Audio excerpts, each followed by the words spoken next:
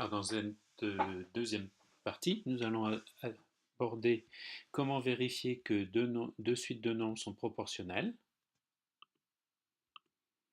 Alors, on va partir d'un exemple. On va s'intéresser en fait à la diagonale des écrans.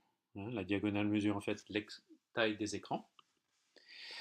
Une remarque d'abord pour commencer, les normes internationales recommandent bien sûr d'exprimer les longueurs en mètres, ou bien c'est multiples et sous-multiples comme le centimètre. Cependant, l'usage du pouce reste courant pour exprimer la taille des écrans.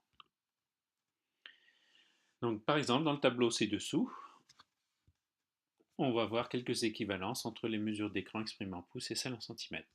Donc, on a à la première ligne donc, les noms des appareils, le smartphone de 4 pouces, dont la mesure en centimètres fait 10,16, une tablette de 11 pouces, dont la mesure en centimètres fait 27,94, un ordinateur portable d'écran 15 pouces, 38,1 cm, un ordinateur de bureau dont l'écran fait 21 pouces correspond à 53,34 cm, et par exemple un téléviseur de 65 pouces dont la diagonale fait 165,10 cm.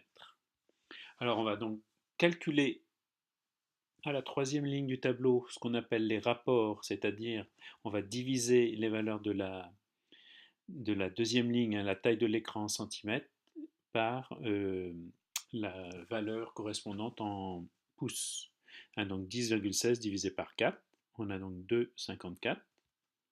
Si je fais la même chose, 27,94 divisé par 11, j'obtiens encore 2,54.